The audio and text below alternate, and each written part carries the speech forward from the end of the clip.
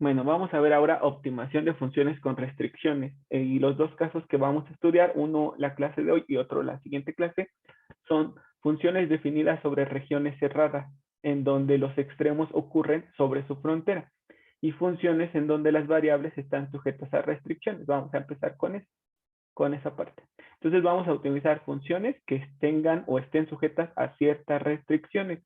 Las primeras que vamos a ver hasta la siguiente clase son funciones definidas sobre regiones cerradas en donde los extremos ocurran sobre su frontera.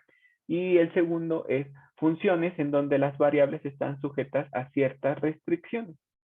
Muy bien. Entonces, la definición de extremos absolutos, sea f una función definida en un conjunto S de R2, se dice que en un punto P0 de coordenadas X0 y Y0, la función tiene su máximo absoluto o mínimo absoluto si al evaluar a la función en ese punto crítico nos da un valor más grande que al evaluarla en cualquier otro punto perteneciente al conjunto S. Entonces, como ustedes pueden darse cuenta, aquí estamos diciendo que de nuestra función f está definida solo en un conjunto S de su dominio. Y entonces si nosotros encontramos un punto crítico y en ese punto crítico afirmamos que hay un máximo absoluto o un mínimo absoluto, será porque al evaluar esa función en ese punto crítico nos da un valor más grande que al evaluarla en cualquier otro punto perteneciente a ese conjunto S. O podemos decir que la función presenta su mínimo absoluto si al evaluarla en ese punto nos da un valor menor que la función evaluada en cualquier otro punto perteneciente al entorno o al conjunto S. Muy bien, entonces dice, si f es continua en un conjunto D cerrado y acotado en R2, entonces alcanzará sus valores máximo absoluto y mínimo absoluto en ciertos puntos del conjunto D. Entonces, aquí podemos hacer una analogía como con lo que veían en cálculo y geometría analítica. Déjenme, creo que no tengo abierta mi pizarrón, pero entonces ya, tenemos una función que depende de una sola variable y yo quiero conocer su máximo y su mínimo. Ajá, Luis Fernando, te escuchamos. ¿Cómo le hacías para encontrar sus valores críticos? Si mal no recuerdo, es Ajá, obteniendo la primera derivada exacto, y después exacto. igualándola a cero. Exacto, exacto. Entonces, si nosotros derivamos a esta función y la igualamos a cero, encontramos sus valores críticos. Y luego usábamos el criterio de la segunda derivada para ver si en esos valores críticos que encontramos, la función tiene un máximo o un mínimo. ¿Se acuerdan? Si la segunda derivada era positiva, entonces había concavidad hacia arriba y la función tenía un mínimo. Y si la segunda derivada era negativa, entonces había concavidad hacia abajo y la función tenía un máximo, ¿verdad? Pero bueno, entonces después nos dijeron, si a nuestra función f de x la restringimos a que su dominio solamente vaya en un intervalo cerrado desde a hasta b, entonces aquí cuando ya restringimos a la función a un intervalo de su dominio, entonces ya podemos hablar de máximos y mínimos absolutos. Entonces hacíamos lo mismo, sacábamos la primera derivada, la igualábamos a cero, y después, para ver la naturaleza de ese valor crítico, pues sacamos la segunda derivada y la evaluamos en ese valor que nos haya quedado. Le pongo aquí x0 si quieren para que no les confunda. Y si decíamos si es mayor que 0 es un mínimo y si es menor que 0 es un máximo. Sin embargo, también había que evaluar a la función en el extremo izquierdo, en el extremo derecho y en ese valor crítico que encontramos. Entonces, el valor más grande se llamaba máximo absoluto y el valor más pequeño, por ejemplo, que sea este, se va a llamar mínimo absoluto. Entonces, si se acuerdan, cuando restringíamos a nuestra función de una variable a un intervalo específico, teníamos que evaluarlo en los extremos del intervalo y en el valor crítico que hayamos obtenido. Y ya el valor más grande se va a llamar máximo absoluto y el valor más pequeño se llama mínimo absoluto. Y es lo mismo que vamos a hacer aquí, solamente que aquí no se restringe a un intervalo, sino se restringe a una región particular. ¿Me explico, muchachos? ¿Cómo ven? Dice, si f es continua en un conjunto D cerrado y acotado, entonces la función alcanzará sus valores máximo absoluto y mínimo absoluto en ciertos puntos de ese conjunto D. Y es que aquí en este caso estamos trabajando con funciones de dos variables. Entonces, si me regreso al pizarrón para explicarles eso. Entonces yo tengo una función que depende de dos variables. ¿Sí están viendo el pizarrón, verdad? ¿Me confirman, por favor? Sí, Sí, profesor. Ok, ok. Y entonces estoy restringiendo su dominio a una región. Esta, por ejemplo, D. Y entonces dice que si yo restringo el dominio de esta función a un conjunto D o a una región D en el plano XY, perdón, ustedes, déjenme dibujarles el plano XY. Aquí está. Y ese sería el SZ. Entonces, lo que tienen que recordar primero es que si nuestra función depende de dos variables, entonces su dominio ya no son puntos o valores de X, sino pares ordenados en el plano XY, porque depende de XY. Y entonces para cada par ordenado, pues se genera una altura específica de S y con eso pues ya se forma una superficie. Esta, por ejemplo. Para cada valor o para cada par ordenado en el plano XY, obtengo una altura específica. No sé, para este punto obtengo esta altura, para este otro una altura por aquí, para este otro punto esta altura. Y con todos esos pares ordenados, pues ya se forma esta superficie.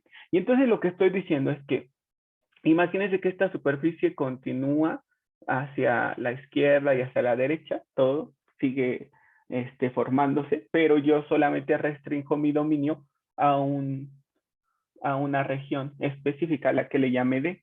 Entonces dice que si yo restringo el dominio de esa función a una región específica, entonces en esa región sí puedo hablar de que la función tendrá un máximo absoluto y un mínimo absoluto. No sé, por aquí. Este será el mínimo absoluto. Entonces, les decía, si hacemos una analogía con lo que aprendimos en cálculo y geometría, entonces hablábamos de máximo absoluto y mínimo absoluto cuando restringíamos su dominio de la función de una variable, entonces lo restringíamos a un intervalo. Ahora, para la función que depende de dos variables, vamos a restringir su dominio a una región D o a un subconjunto D. Y entonces, si restringimos su dominio, entonces sí podemos hablar de máximo absoluto y de mínimo absoluto en esta región D. ¿Me explico, muchachos? ¿Cómo ven? Sí, profe. Sí, profesor. Ok. Bueno, entonces cuando nuestra función, su dominio se restringe a una región, entonces ahí si encuentran un máximo o un mínimo, ahí sí pueden poner el adjetivo absoluto, porque está restringido a un entorno, a una región específica. Muy bien, entonces vamos a continuar con la presentación. ¿Y cómo se encuentran los extremos absolutos de una función definida en una región cerrada? O sea, ¿cómo se encuentran los extremos absolutos de una función cuyo dominio se restringe a una región específica? Entonces, lo que tenemos que hacer, y les decía, esto lo vamos a ver la próxima clase, porque implica, en algunos ejercicios, implica un poco de lo que vamos a ver sobre los multiplicadores de Lagrange. Entonces, por eso lo estamos viendo desde ahora, pero lo vamos a aplicar en la solución de ejercicios hasta la próxima clase, que ya hayamos entendido bien los multiplicadores de Lagrange. Entonces, si estamos hablando de extremos absolutos, para poder obtenerlos, es porque nuestra función, su dominio, se restringió a una región R, o la función está definida en una región cerrada. Lo primero que tenemos que hacer es calcular los puntos críticos que pertenezcan a la región analizada. ¿Cómo se hace eso? Pues muy sencillo, simplemente haciendo lo que veníamos haciendo hasta ahora. ¿Cómo se encuentran los puntos críticos de una función? Es exactamente lo que hemos hecho hasta ahora. Entonces, ¿qué hacíamos o qué hemos hecho para encontrar los puntos críticos? Ajá, Areli, te escuchamos.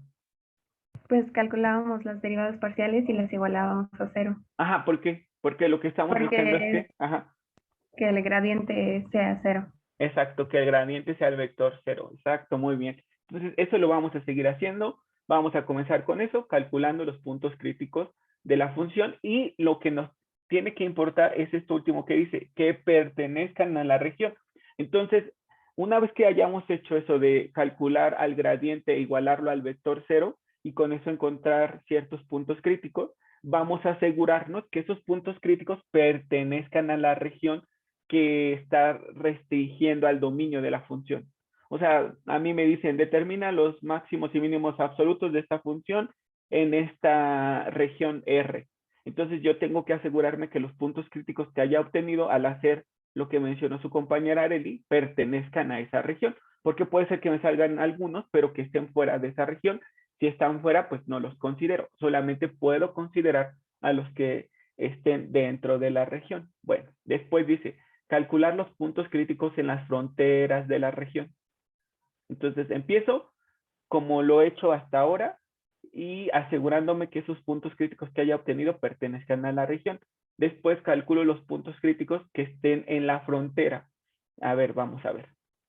Vamos a regresarnos a nuestro ejemplo del pizarrón. Entonces les decía, esta es mi función. Bueno, esta es la representación de mi función. Aquí está. Y entonces esta es la región D a la que fue restringido su dominio. Entonces calculo el gradiente de esta función y los puntos críticos que obtenga tengo que asegurarme que estén dentro de la región. Eso es lo primero. Porque puede ser que me quede uno por aquí, este no lo considero porque está fuera de mi región. ¿Sí están viendo el pizarrón, verdad, muchachos? Sí, Sí, profe. profesor. Ok, muchas gracias. Bueno, después de eso dice, calcular los puntos críticos que se encuentren en la frontera. O sea, que estén sobre la frontera de la región. Eso es lo siguiente. Ver si hay algún punto crítico que esté sobre esta frontera. No sé, por ejemplo, este. Y este. Y este. Ya está. Después, ¿qué sigue? A ver, déjenme ver. Vamos a regresar a la presentación. Ya está. Después dice analizar las esquinas de la región. En ese caso que dibujamos no tiene esquinas, pero podrían darnos una región acotada que tiene forma de un triángulo, de un cuadrado, y eso sí tienen esquinas. Entonces, además de haber encontrado los puntos críticos dentro de la región, necesitamos los puntos críticos sobre la frontera y además los puntos críticos que estén en las esquinas de la región. Bueno, tenemos que analizar las esquinas, aunque no nos dé como un punto crítico, las tenemos que analizar.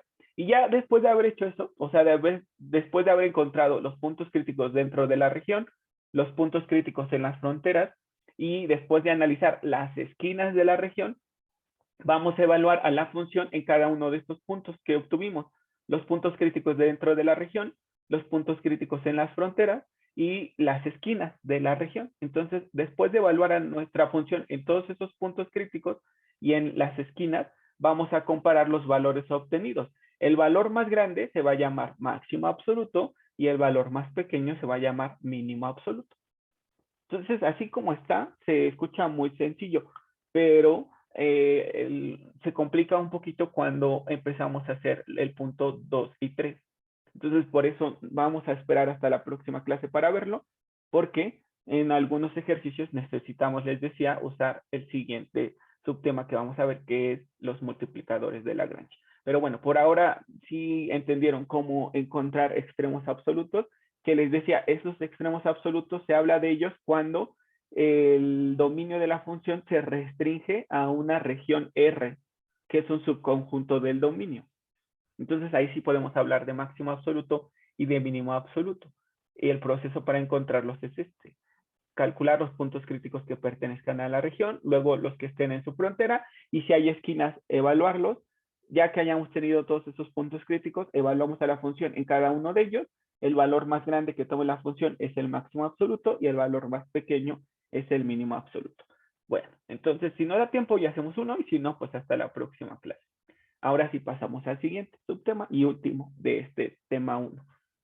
Entonces, optimización de funciones con restricciones.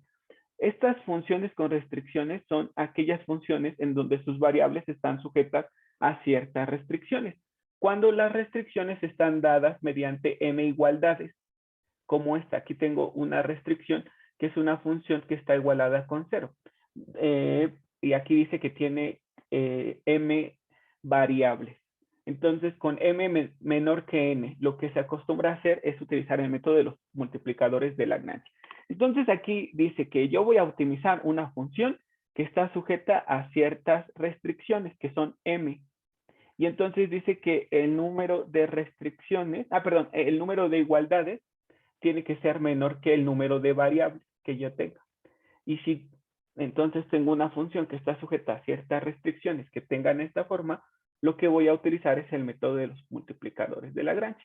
Otra posibilidad, que es lo que hacían en cálculo diferencial, bueno, en cálculo y geometría analítica, es, por supuesto, resolver el conjunto de las m ecuaciones para expresar las m variables en términos de las n menos m restantes y sustituirlas en la función a optimizar, obteniendo así una función con n menos m variables cuyos valores extremos se obtienen con los procedimientos antes revisados. O sea, ¿qué estoy tratando de decirles con esto?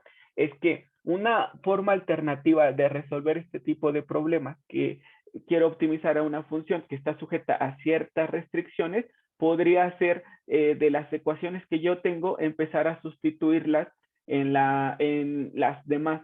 Y entonces así puedo llegar a una expresión que simplemente puedo resolver utilizando los métodos antes vistos. ¿Qué es lo que se hacía? Les decía, en cálculo y geometría analítica, nosotros solamente optimizábamos funciones que dependían de una sola variable, pero a veces nos daban dos expresiones, que una de ellas era una restricción. No sé, nos decía, calcula las dimensiones de una ventana tal que su área sea mínima, o que se utilice, no sé, 100 metros cuadrados de material. Y entonces nos decían en cálculo de geometría analítica, mira, esa ecuación auxiliar que te están dando, tienes que sustituirla en tu función a optimizar para que te quede en términos de una sola variable y entonces sí puedas aplicar lo que estamos viendo aquí. O sea que calculas su primera derivada y con eso encuentras tus valores críticos y ya con eso puedes encontrar su máximo o su mínimo. Entonces eso es lo que estaba diciendo aquí. Si nos dan más de una ecuación, podemos sustituir una en la otra y con eso, pues, llegar a una expresión más simple que sea más fácil de optimizar. Pero nosotros no lo vamos a hacer así. Vamos a usar el método de los multiplicadores de Lagrange. La que les estaba describiendo es una posibilidad y es lo que hacían en cálculo y geometría analítica. Pero aquí nosotros vamos a ver el método de los multiplicadores de Lagrange. Y entonces vamos a ver en qué consiste. Por ejemplo, vamos a empezar con un ejemplo para que lo entiendan. Dice, sea g de x, y y z igual a 0, la ecuación de una superficie que no contiene al origen. Cualquier superficie que no contenga al origen. Entonces me piden determinar los puntos de esa superficie que no contiene al origen, que está lejos de él, que estén más próximos al origen. Entonces, ¿cómo resolveríamos este ejercicio? Tengo una superficie y de esa superficie quiero encontrar el punto más cercano al origen. Entonces, la solución es un punto P de X, Y, Z en R3 está a una distancia R del origen. Sí y solo si pertenece a esta esfera de ecuación X cuadrada más Y cuadrada más Z cuadrada igual a R cuadrada. Esta esfera es una superficie de nivel para esta función. Bueno, seguramente algunos están pensando, hay algunos términos que no entiendo del todo bien. Pues recuerden que para las funciones que dependen de dos variables, su dominio es una región en el plano. Para las funciones que dependen de tres variables, su dominio es una superficie y por eso está hablando aquí de superficies de nivel. Entonces dice otra vez, un punto P de X, Y en R3 está a una distancia R del origen, un punto cualesquiera está a una distancia R del origen si pertenece a una esfera de ecuación, aquí está, X cuadrada más Y cuadrada más Z cuadrada igual a R.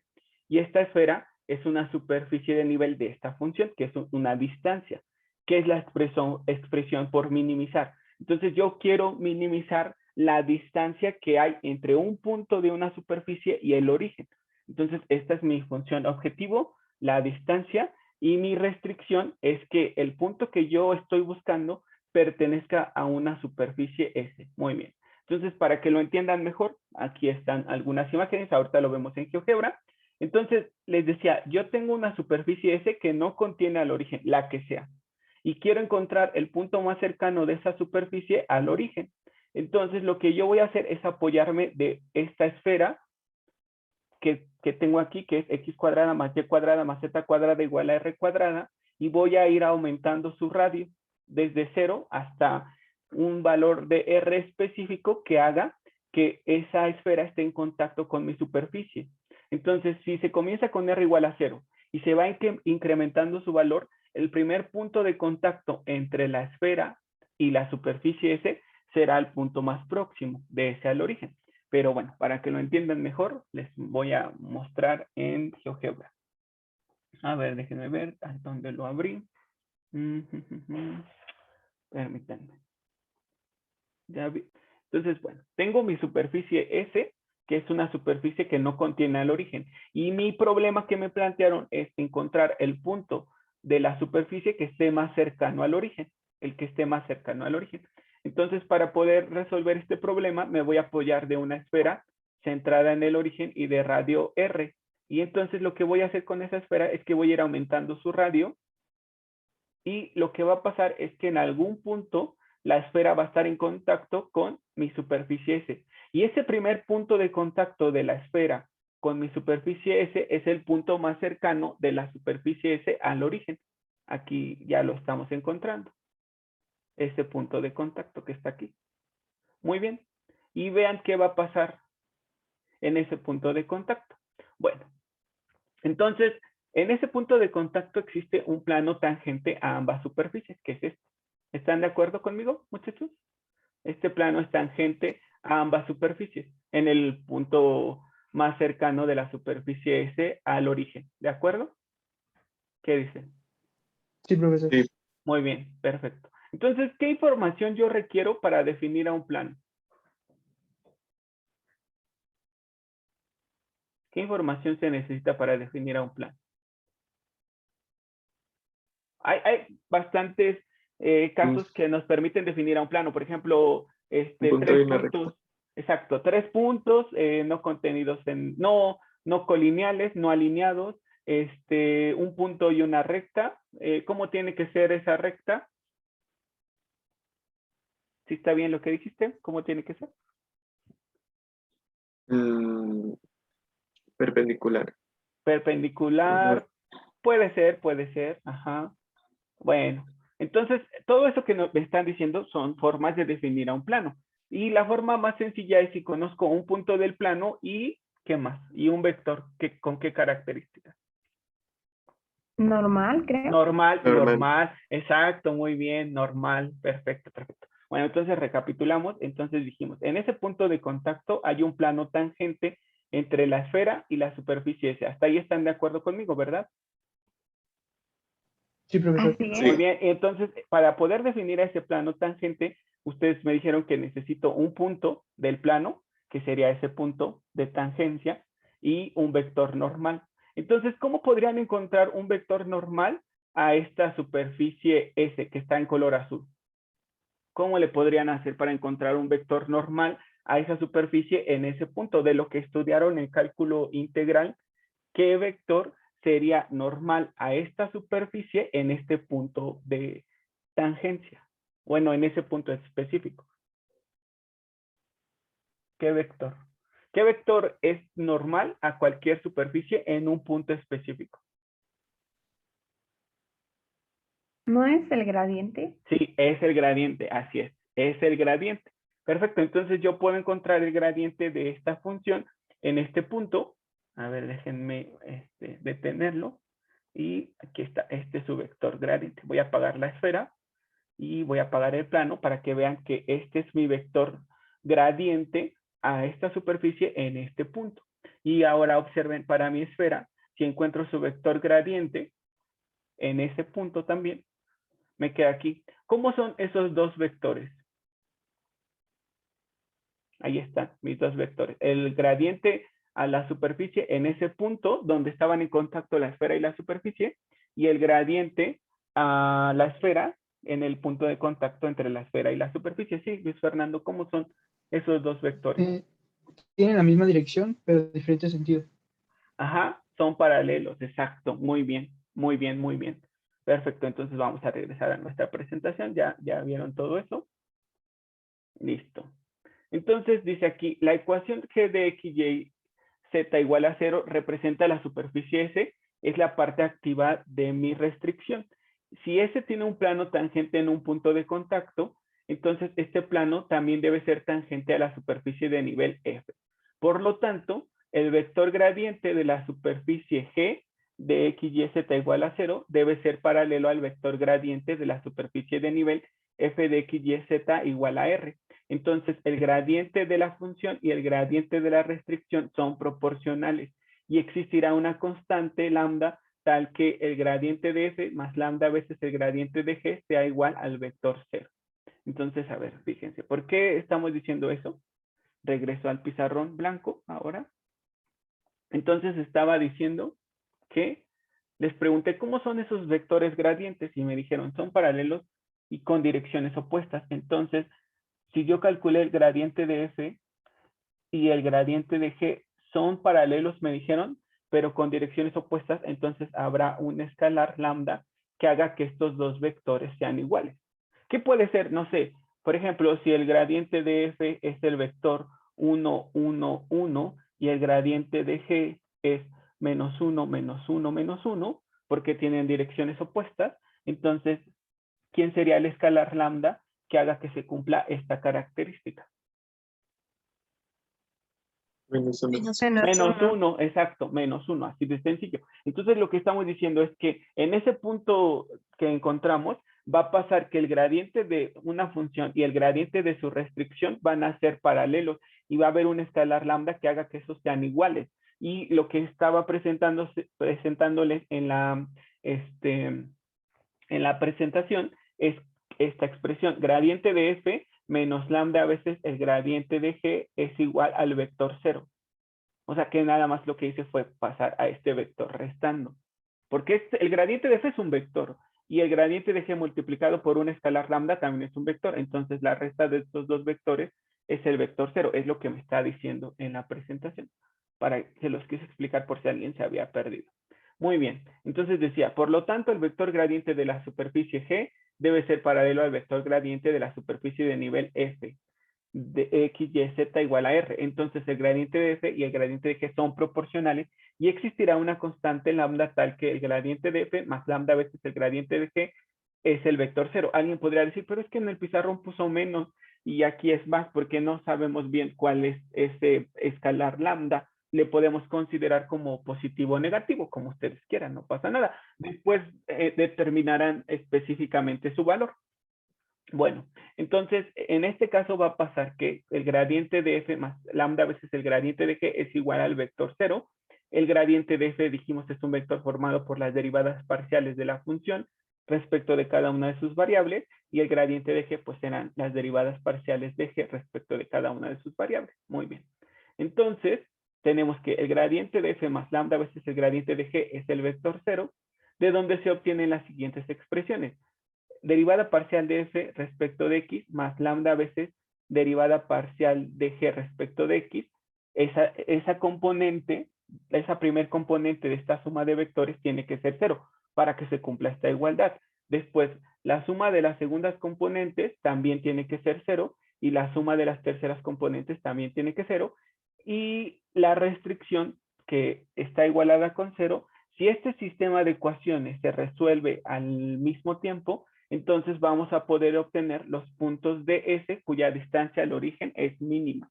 Entonces, para poder encontrar de manera analítica este punto más cercano de la superficie S al origen, lo que tenemos que hacer es justamente resolver este sistema de ecuaciones, que les decía, la primera ecuación es la derivada parcial de la función respecto de X más lambda veces la derivada parcial de la función G respecto de X, igualada a 0. Después, la derivada parcial de la función respecto de y más lambda veces la derivada parcial de g respecto de y igualada con 0.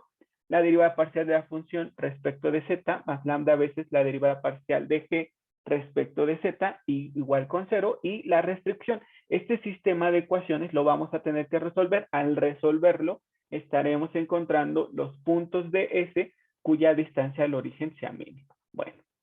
Entonces, continuamos, dice, el sistema anterior está constituido por las derivadas parciales respecto a x, y, z de una función L que está formada por una función más lambda veces una restricción igualadas con 0. O sea que estas ecuaciones que nosotros tenemos aquí se pueden obtener planteando esta función a la que le llamamos L, que está formada por la función a optimizar más lambda veces la función restricción. Y a estas derivadas parciales de esta función L respecto de todas sus variables y de lambda las vamos a igualar con 0. Al hacerlo estamos llegando a este sistema de ecuaciones que al resolver pues nos va a dar los valores críticos. los puntos críticos de la función. Por lo tanto, el sistema anterior se puede abreviar como, este sistema, me refiero a este de aquí, se puede abreviar como el gradiente de L es igual al vector 0. Además, se puede notar que la derivada parcial de L respecto de lambda es la restricción, lo que permite escribir la ecuación de la restricción de la forma derivada parcial de L respecto de lambda igual a 0.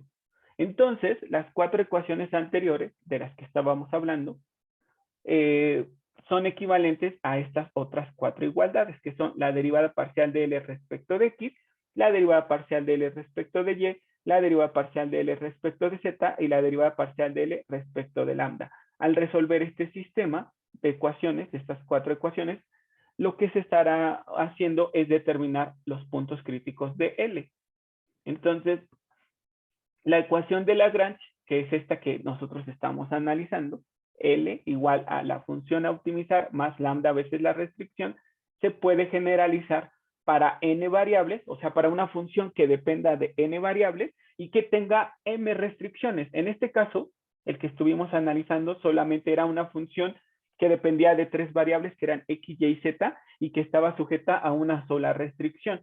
Pero esta ecuación, que se conoce como ecuación de Lagrange, se puede generalizar para n variables con m restricciones. Entonces, la ecuación de Lagrange se plantearía como L, que depende de esas n variables, es igual a la función a optimizar más lambda i por cada una de las restricciones. O sea que por cada restricción que tengamos, le vamos a sumar o la vamos a multiplicar a esa restricción por un escalar lambda. Entonces, si tengo dos restricciones, tendrían que aparecerme dos escalares lambda. El primero se va a llamar lambda 1, el segundo lambda 2 y así sucesivamente.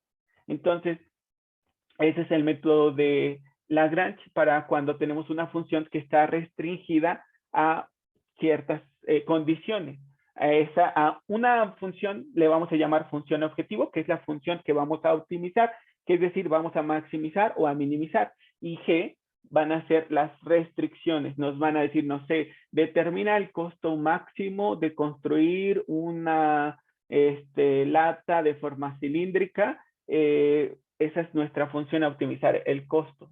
Pero la restricción es que se ocupe la menor cantidad de material. Entonces ya no vamos a hacer lo que hacíamos en cálculo y geometría analítica, que sustituyamos una ecuación en otra para poder resolver esa, bueno, para poder optimizar esa función, sino lo que vamos a hacer es utilizar el método de Lagrange, que nos dice, lo que tenemos que hacer es plantear una función a la que le vamos a llamar L, la cual va a estar formada por nuestra función a optimizar más lambda veces nuestra restricción. Ya que tengamos esa ecuación, ¿qué tenemos que hacer? Pues derivarla respecto de cada una de las variables que aparezcan y también derivarla respecto a el escalar lambda. Observen, derivada parcial de L respecto de X, derivada parcial de L respecto de Y, derivada parcial de L respecto de Z y derivada parcial de L respecto de lambda. Es decir, estamos calculando el gradiente de esta función y lo estamos igualando al vector 0. Y entonces nos va a quedar un sistema de ecuaciones que vamos a tener que resolver. Al resolver ese sistema de ecuaciones estaremos obteniendo los puntos críticos de L. Y ya esos puntos críticos que obtengamos van a ser el máximo o el mínimo, dependiendo de lo que nos pidan. No sé, si nos piden el costo máximo y solo nos queda un punto crítico, con ese punto crítico vamos a obtener el costo máximo. Si nos están pidiendo las dimensiones, con ese punto crítico vamos a encontrar las dimensiones que nos están pidiendo. No vamos a tener que usar el criterio de la segunda derivada direccional, no, simplemente esos valores críticos que nos queden, si son dos, entonces evaluamos a la función en estos dos, el más grande es máximo y el más pequeño mínimo. Ya directo nos va a dar nuestros valores críticos donde se encontrarán el máximo y el mínimo, o solo el máximo o solo el mínimo, dependiendo de las características del ejercicio. Bueno, entonces después de todo esto, vamos a hacer algunos ejercicios. No sé si tengan alguna duda. Ejercicio. Nos dice, calcular por el método de los multiplicadores de Lagrange las cotas máximas y mínimas de esa curva. Entonces, fíjense que aquí nos dicen, la curva C está dada por la intersección de estas dos superficies. Y es que no tienen que olvidar lo que revisaron en cálculo y geometría analítica, que les dijeron, una curva se obtiene con la intersección de dos superficies. Una curva es un conjunto de puntos que satisfacen una ecuación de la forma y en específico pues satisfacen estas dos ecuaciones. Pero para que lo entiendan mejor y para que lo recuerden, lo primero que quiero mencionarles es que en cálculo y geometría, las primeras curvas que aprendieron o que repasaron eran las cónicas. ¿Alguien me podría decir qué eran las cónicas? ¿O qué son las cónicas, perdón? ¿Son las curvas que qué? Son como las cortes de... Ay, no me acuerdo cómo se llama el nombre de del- de la figura. Ok, ok.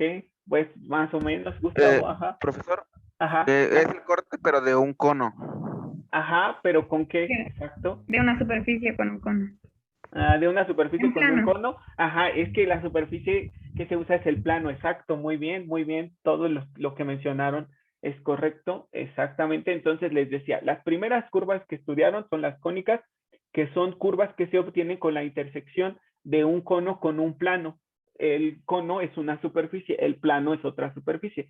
Al intersectarse forman las cónicas, dependiendo del ángulo de corte del plano, pues se va a formar una cónica diferente, una circunferencia, una elipse, una parábola o una hipérbola. Muy bien.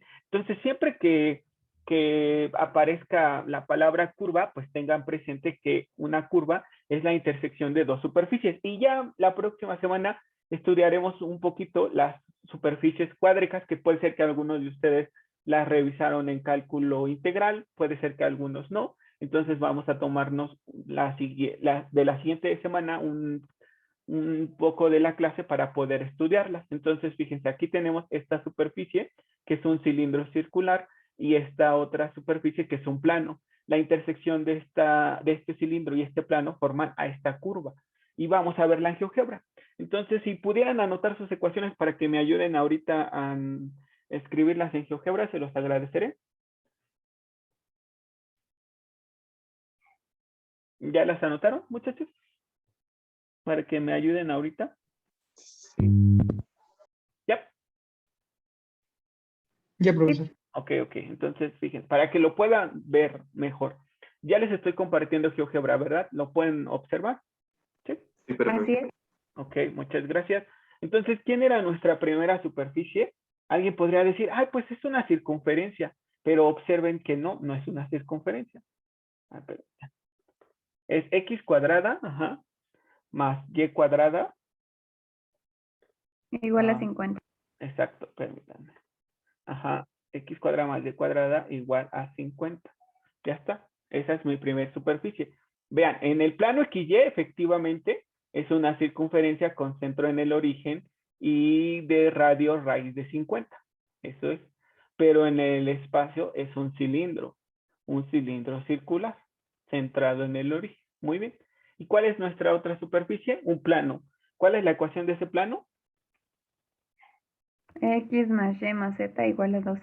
Ajá, x más y más z igual a 12. Muy bien, listo, ahí está. Ese es nuestro plano. Ahí está nuestro plano. Y entonces vamos a encontrar la curva que se forma con la intersección del cilindro con el plano.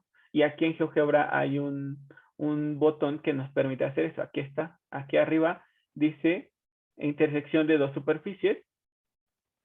Entonces le doy clic ahí, intersección de dos superficies, y ahora toco el plano y luego toco al cilindro y ya me dijo que esta es la curva que se obtiene con la intersección de esas dos superficies. Esta, que es una elipse. ¿Están de acuerdo? ¿Cómo ven? ¿Sí lo Sí, pueden profesor. observar? Muy bien. Sí. Entonces, no pierdan de vista eso. La intersección de dos superficies es una curva. Porque también en el tema siguiente vamos a estudiarlo a las curvas con mucho detalle. Entonces, no pierdan eso de la mente. Que la intersección de dos superficies es una curva. Ahí están. Esta es mi curva. Y entonces, ¿qué me decía en el enunciado? ¿Se acuerdan? Encontrar, ¿qué? ¿La qué? ¿La cota qué? Las máximas y mínimas de la curva. Ajá, encontrar la cota máxima y mínima. Fíjense que nosotros todavía no lo hemos encontrado, pero por aquí estaría la cota mínima y por aquí la cota máxima. ¿Están de acuerdo? ¿Qué dicen? Sí. Por aquí la cota mínima y por aquí la cota máxima. Entonces ahorita lo vamos a hacer de manera analítica. Vamos a encontrar los puntos que tienen cota mínima y el punto que tiene cota mínima y el punto que tiene cota máxima y los vamos a verificar aquí en nuestra gráfica. Pero bueno, entonces vamos a hacer el ejercicio. Listo. Permítanme. Bueno, entonces, ¿qué es lo que queremos? Dice aquí, calcular por el método de los multiplicadores de Lagrange las cotas máxima y mínima de la curva. Entonces, nuestra función a optimizar será esta, Z. Yo quiero solamente saber la cota máxima o la cota mínima. ¿Y quién es nuestra restricción? Ah, pues tenemos dos, porque necesitamos encontrar puntos que pertenezcan a estos dos lugares geométricos al mismo tiempo. Este lugar geométrico, dijimos, es un cilindro, este otro lugar geométrico es un plano. La intersección de esos dos lugares geométricos nos dan una curva que fue una elipse. Entonces, quiero encontrar los valores de Z más grandes y más pequeños en esa elipse. Pero todos los puntos en la elipse, satisfacen estas dos ecuaciones. Por lo tanto, tengo que encontrar puntos que pertenezcan a ambos lugares geométricos al mismo tiempo, a ambos lugares geométricos al mismo tiempo.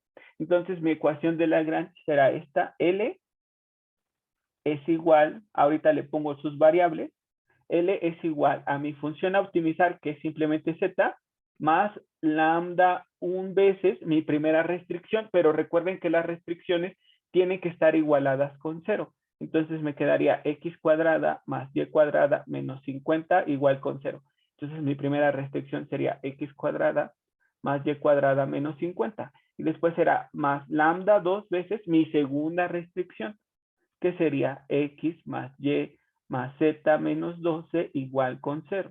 Y entonces aquí pongo x más y más z menos 12. Ya está. Entonces mi función L, ¿de qué variables depende? Ah, pues L depende de x, de y, de z, de lambda 1 y de lambda 2. Y esta es la que vamos a calcular el gradiente de L. Y lo vamos a igualar al vector 0.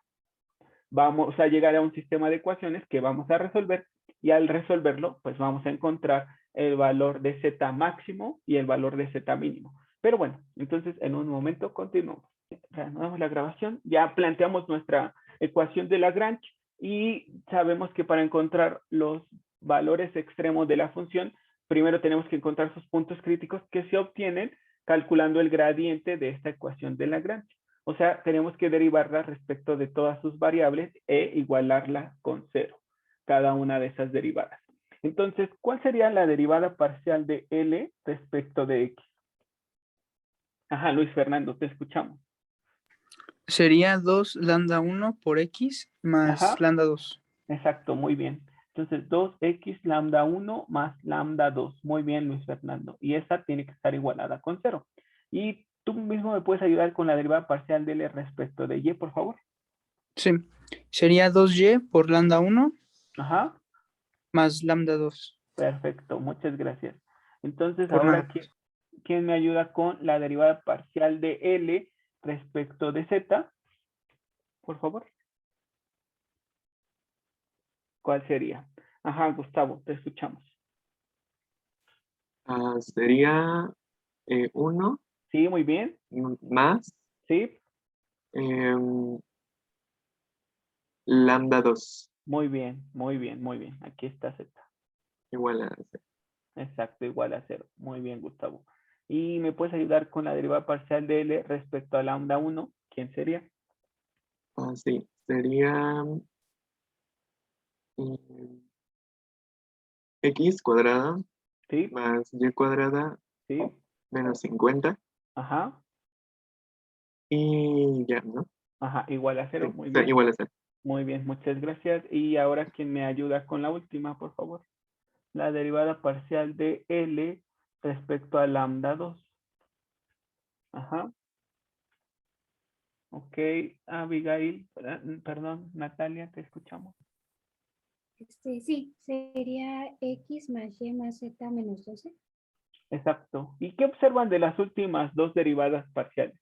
¿Quiénes son? Las restricciones. Exacto. Siempre va a ser así, muchachos. Las restricciones les deben de aparecer al final. Siempre, siempre. Entonces, las dos últimas son las restricciones. Si solo hay una restricción, pues al final solo les aparecería una restricción. Muy bien, muchas gracias, Natalia. Y luego, tú misma, Natalia, ¿cómo comenzarías a resolver este sistema de ecuaciones? Son 5 ecuaciones con 1, 2, 3, 5 incógnitas, que son X, Y, Z, lambda 1 y lambda 2. Tienes que resolver este sistema. ¿Con qué comenzarías, Natalia? Tal vez con la ecuación 3 Ajá, y muy lambda bien. 2 sería igual a -1. Exacto, muy bien. Entonces, de la Y de ahí ecuación la, 3, lambda 2 Ujú. es igual a -1. Muy bien, estoy de acuerdo. Luego, Y de ahí a la ecuación 2, ajá, que está lambda 1 y lambda 2. Entonces ajá, sustituimos lambda 2 ajá. y quedaría como En 1 y 2 podemos sustituir lambda 2, ¿verdad? ujú, Ajá. ¿Y qué te quedaría? y quedaría 2x. 2x lambda 1 Ajá, muy bien. igual a -1. Bueno, 1. Ajá, igual a 1, sí Pero estoy de bueno, acuerdo. ¿Y de la otra? 2y lambda 1 Ujú. es igual a 1. Exacto, muy bien, muchas gracias. Y ahora, ¿quién me ayuda a continuar? Muchas gracias, Natalia. Me ayudaste mucho. Entonces, ¿quién continúa? ¿Quién continúa? Muchachos. Ya tenemos el valor de lambda 2. Ya simplificamos a la ecuación 1 y a la ecuación 2 sustituyendo el valor de lambda 2 por -1. Ajá, Luis Fernando. Ajá.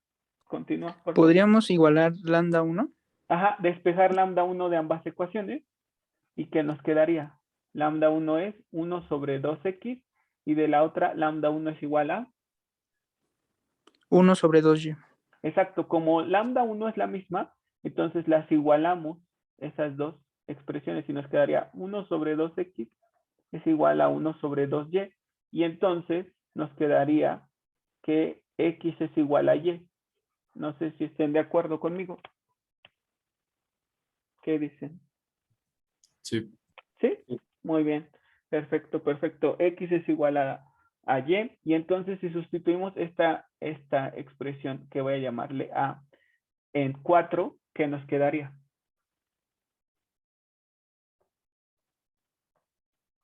¿Qué nos quedaría al sustituir A en 4? Podría ser x cuadrada más Muy bien, x muy bien, cuadrada muy bien. Exacto, x cuadrada más x cuadrada.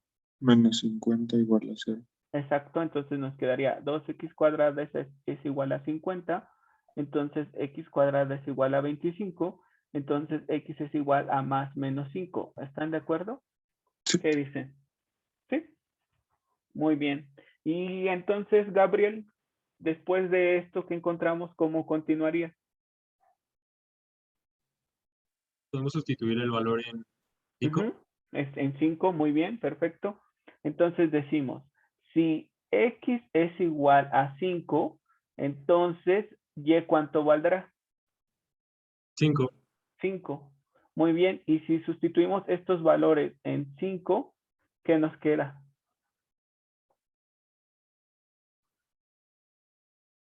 Ajá.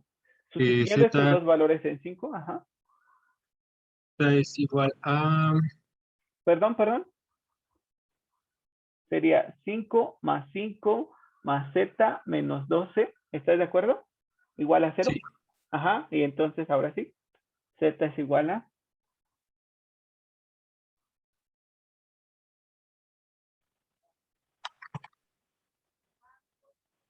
Ajá, porque dijimos, x vale 5, y vale 5, y los vamos a sustituir en la ecuación 5. Entonces 5 más z menos 12, y entonces ya, simplemente despejamos z, y z, ¿a qué sería igual? ¿Sería igual a 2? 2. A 2, exacto, muy bien, perfecto. Y luego, entonces, decimos, si x es igual a menos 5, ¿cuánto debe de valer y? -5. Ajá, porque X tiene que ser igual a Y. Muy bien, perfecto. Y entonces si X vale menos 5 y Y vale menos 5, si lo volvemos a sustituir en 5, ¿qué nos quedaría?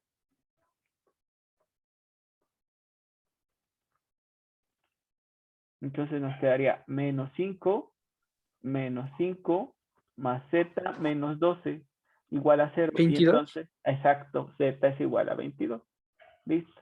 Y entonces esta sería la cota mínima y esta sería la cota máxima.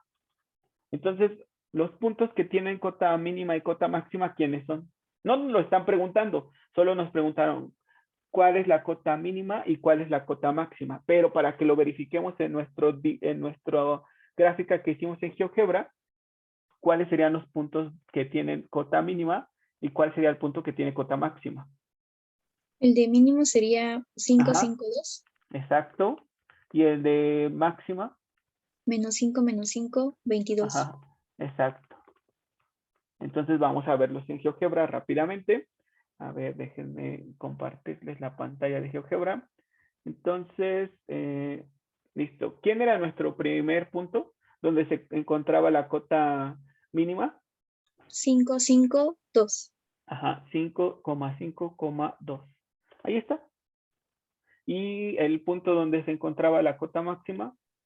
Menos 5, Menos menos 5. 5 y 22. Exacto, muy bien. Listo, y ahí está. Esos son puntos que están en mi curva, justamente, o sea, que pertenecen a ambos lugares geométricos, al cilindro y al plano, y por tanto a la curva. Y uno de ellos tiene la cota más pequeña, o sea, el valor de Z más pequeño, y el otro el valor de Z más grande. Muy bien, muchachos. Muy bien. Entonces, tómense un momento para copiarlo y ahorita hacemos otro ejercicio. Por favor. Profe, una pregunta. Sí, adelante. ¿Los subíndices de los puntos es una M? Sí, M. Ajá. Vale, gracias. Solamente los quería diferenciar. Que uno era el que tenía cota mínima y el otro cota máxima. Recuerden que estos no son ni máximos ni mínimos, estos puntos. Esos puntos se llaman puntos críticos. Y en los puntos críticos se encuentra el máximo y el mínimo de la función. Recuerden, nuestra función a optimizar era esta, sujeta a estas dos restricciones. Muy bien. Listo. Perfecto, muchachos. Entonces, cópienlo y ahorita seguimos.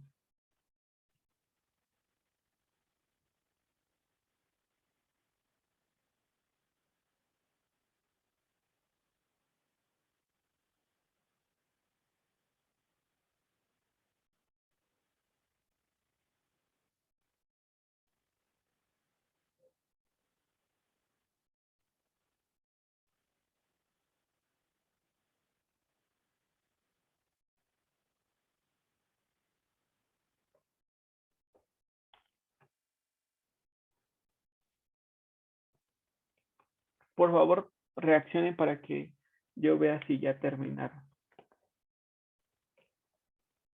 Y si no han terminado, los esperamos.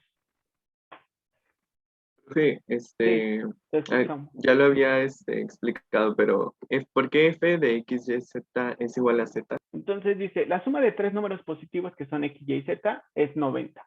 ¿Cuáles son esos números si la raíz cúbica de su producto debe ser máxima? Entonces ya leímos nuestro enunciado, buscamos las palabras clave máximo, mínimo, mayor, menor. Entonces, ¿dónde están esas palabras? ¿En qué parte de nuestro enunciado? En la pregunta, ¿no, profe? En la pregunta, exacto, dice, ¿cuáles son esos números si la raíz cúbica de su producto debe ser máxima? Entonces, ¿qué es lo que queremos maximizar o minimizar? ¿Quién es nuestra función objetivo? A maximizar o minimizar. ¿Una qué? Ajá, Luis Fernando. ¿Una suma? No. No, Es la el suma no. producto. Producto, pero la raíz cúbica de un producto, ¿no? Exacto. Sí. La raíz cúbica de un producto es la que queremos maximizar o minimizar porque dice, ¿cuáles son esos números si la raíz cúbica de su producto tiene que ser máxima? Entonces yo quiero maximizar o minimizar a esta función. ¿Y cuál es la restricción? Función restricción, solo tenemos una. En este caso. Ajá, Areli. Que la suma debe ser 90. Exacto. G de XY igual a X más Y más Z menos 90. Porque siempre se pone como una igualdad con 0. ¿Están de acuerdo? ¿Qué dice? Sí. O sea, nuestra restricción es esta, X más Y más Z igual a 90, como dijo su compañera, pero si la ponemos como función, pues lo escribimos así. Pasamos todo hacia el lado izquierdo. Listo, muy bien. Y entonces, ¿quién me ayuda a plantear la ecuación de Lagrange? ¿Cómo quedaría? Ahorita ponemos sus variables. Primero planteamos la ecuación. ¿Cómo quedaría, muchachos? Quedaría Ajá. la Juanchi, X, raíz X. cúbica, raíz cúbica. Ajá. Raíz cúbica del producto que es X por Y por Z, Ajá, muy bien. menos, Ajá, o más, como sea, no importa. Ajá, bueno, más, ajá, lambda 1 o lambda nada más, ajá. y X más Y más Z y menos 90. Exacto, muy bien. Entonces, ¿quiénes son nuestras variables, Juan? X, Y, ¿Sí? Z y lambda. Exacto, muy bien. Muchas gracias, Juan. Entonces, ¿quién ayuda con las derivadas parciales? Cada derivada a una persona diferente. Entonces, necesito 4 personas que me ayuden, por favor. Levanten sus manos. ¿Quién me puede ayudar?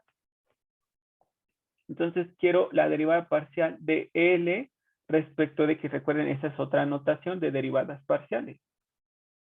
Ok. Muy bien. Entonces, ¿quién me ayuda a derivar? Bueno, yo hago la primera y ustedes me ayudan con las demás. Bueno, entonces, esta expresión contiene a X y aquí también. Entonces, cuando derivamos parcialmente, todo lo que no sea X se considera constante. Entonces, esta expresión es una constante. Y, ajá, Luis Fernando. Ajá. ¿Quieres ayudarme? Sí, profesor. Ok, Sería 1/3 ok, un por tercio, la raíz cúbica, perdón, 1/3, ajá. Bueno, si quieres, entre fíjate, paréntesis, ajá, esto se puede escribir como X, Y, Z a la 1/3. ¿Y cómo se deriva eso? Ya sí, lo estás haciendo muy quedaría bien, ajá. 1/3 por X, Y, Z Sí, muy bien, elevado a la menos 2/3 muy bien, sí. Y te por falta la derivada la del derivada de argumento. X, Y, Z, Ajá, que sería ajá, Y, ajá. Z. Muy bien, Luis Fernando. Continúa, por favor, Ah, sí. porque te hace Y falta quedaría derivar eso. lambda nada más. Exacto, muy bien, muy bien. Muy bien derivado, Luis Fernando. Entonces ya levantaron las Gracias, manos, profe. muchas gracias. Alexa, por favor, continúa con la derivada parcial de L respecto de Y. Quedaría igual como 1/3 Sí, muy bien, por X, Y, Z a la menos 2/3 muy bien, sí, por XZ sí, más lambda. muy bien, Alexa. Perfecto. Luego, Gerson, te toca la derivada parcial de L respecto de Z, por favor. Quedaría como 1/3 Sí, por X, Y, Z sí, a la menos 2/3 sí, por X, Y exacto, muy bien. Más, más lambda. exacto. Y ahora, Emanuel, te toca la derivada parcial de L respecto de lambda, por favor. Sí, sería igual a la restricción, ¿no? A Ajá, X exacto, más Y exacto, más muy Z bien, menos Emanuel. 90. Muy bien, la restricción. Perfecto, siempre debe de quedar al final la restricción o restricciones, como en el ejercicio anterior que teníamos 2 restricciones. Muy bien, Emanuel. Entonces, con estas derivadas parciales que calculamos, ¿qué tenemos que hacerle, Emanuel?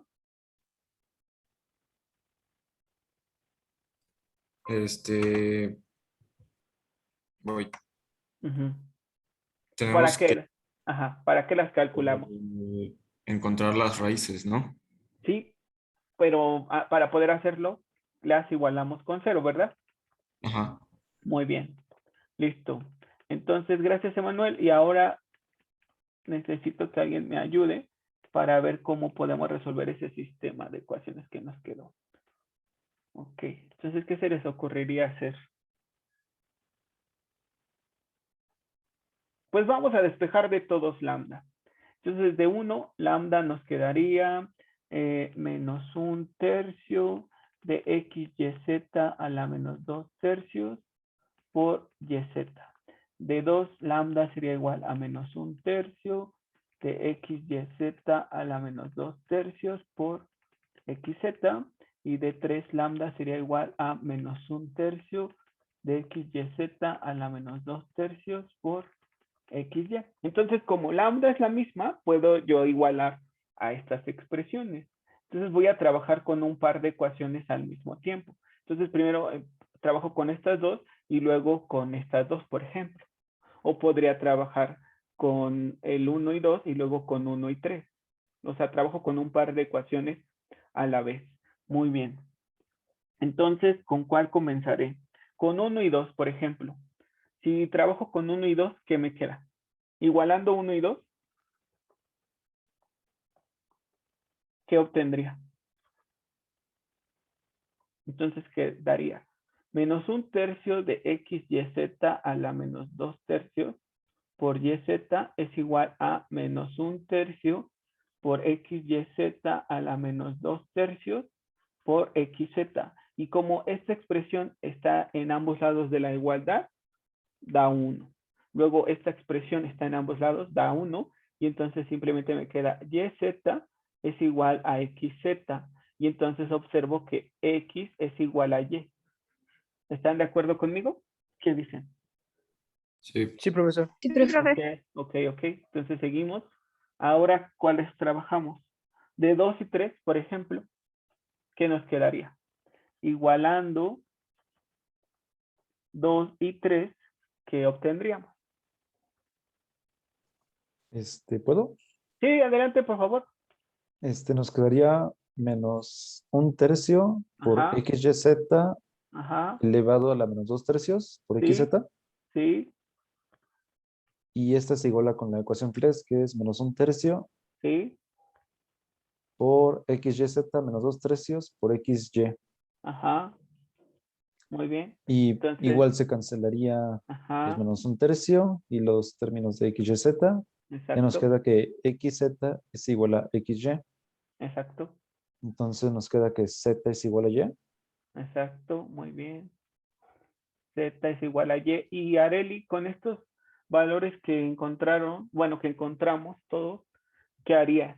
Ya sabes que Y es igual a X y que Z es igual a Y. Entonces, ¿qué haces con esos valores?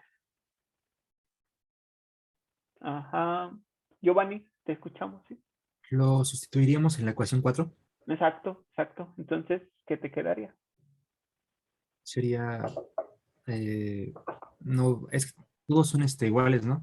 Ajá, exacto. En este caso, como X es igual a Y es igual a Z, entonces concluimos que X es igual a Y y a Z. O sea, todos son el mismo valor. O sea, todo lo cambias a X o todo a Y o todo a Z, como tú quieras. Ajá. Entonces sería X más X más X. Ajá, perfecto. Le voy a poner aquí de 4X más X más X. Ajá. Menos Menos 90. 90 es Ajá. igual a 0. Exacto. Entonces 3X sería igual a 90. Ajá. Y entonces X sería igual a 30. 30. Muy bien. Y si X vale 30 y X es igual a Y, entonces ¿cuánto vale Y? Y valdría 30 y Z valdría 30. Exacto, muy bien. Entonces nuestro punto crítico que se formó es 30, 30, 30. Y si evaluamos a nuestro punto crítico en nuestra función a optimizar, ¿qué era la qué? ¿Cuál era la función a optimizar? ¿Será que queríamos calcular su máximo o su mínimo? Raíz La raíz cúbica cúbica. Ajá, la de raíz x, y, cúbica. z. Exacto, si la evaluamos aquí, entonces evaluada en 30, 30, 30, lo que nos quede es el producto máximo, porque eso es lo que nos decía. El enunciado, la suma de 3 números positivos es 90. ¿Cuáles deben de ser esos números? Si la raíz cúbica de su producto debe ser máxima. Entonces, al evaluar a nuestra función a optimizar en el punto crítico que encontramos, que fue 30, 30, 30, entonces sería 30 por 30 por 30, y entonces nos quedaría raíz cúbica de 30 al cubo, que sería 30. Este es el producto máximo. Porque les decía, con este método de los multiplicadores de Lagrange, los puntos críticos que nos queden directo nos van a dar un máximo o un mínimo. En este caso solo nos queda un punto crítico, pero ese punto crítico directo nos da el máximo, el valor máximo. Si aquí nos hubiera dicho ¿Cuáles son estos números para que su producto sea mínimo? Y si hubiésemos encontrado este punto crítico, entonces al evaluarlo, ese sería el producto mínimo. Pero bueno, aquí nos decían producto máximo, entonces este es el producto máximo. Muy bien. Entonces tómense un momento para